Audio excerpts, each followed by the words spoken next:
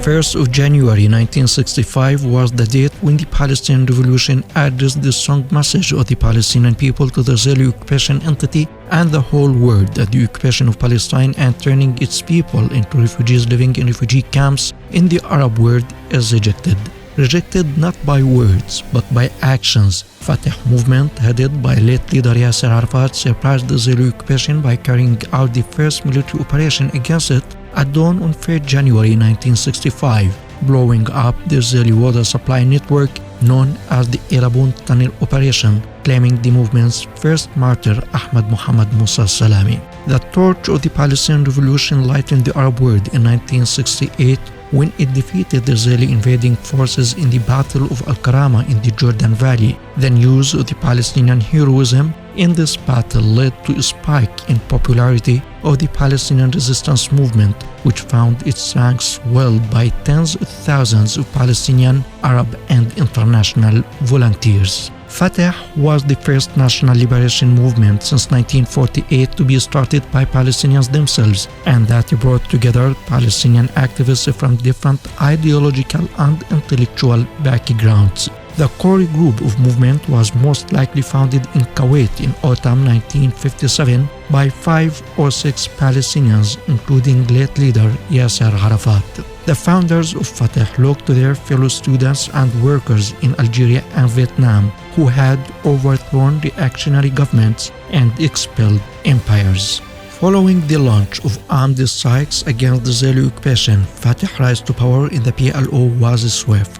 Yasser Arafat was elected chairman of the PLO in February 1969. Resistance was the guiding principle of the Palestinian Revolution. With simple weapons, it resisted Israel's invasion of Lebanon in 1982 and stood firm for 3 months against the Israeli army that had the latest American weapons. After these bloody months, the Palestinian Revolution was forced into exile from its Lebanese base to Tunisia. Resistance continued and the first Intifada broke out in Gaza and the West Bank in 1987. The Palestinians responded to the political changes in the region and entered into negotiations under American and international auspices with Israel in 1991. On 13 September 1993, the PLO signed interim Oslo Accord with Israel as a step towards building the Palestinian state on the land occupied in 1967 with Jerusalem as its capital.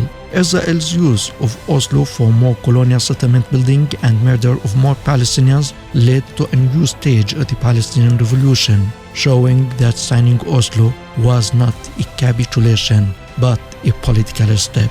On 28 September 2000, Al-Aqsa Intifada broke out against the Israeli colonial and negation of the other policy. Yasser Arafat, who founded the revolution in 1965, held the gun and he proceeded with the gun in one hand and the olive branch in the other, got besieged in his office in Ramallah and fell as a brave soldier, believing that it's better to die fighting for freedom than a prisoner all the days of your life.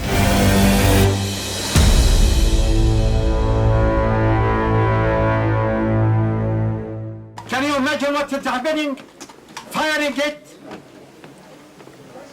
with all the kinds of fire and rockets and firing. It's a complete firing. So what's the step now, Mr. President? What are we going to do? I am asking you to ask the whole international world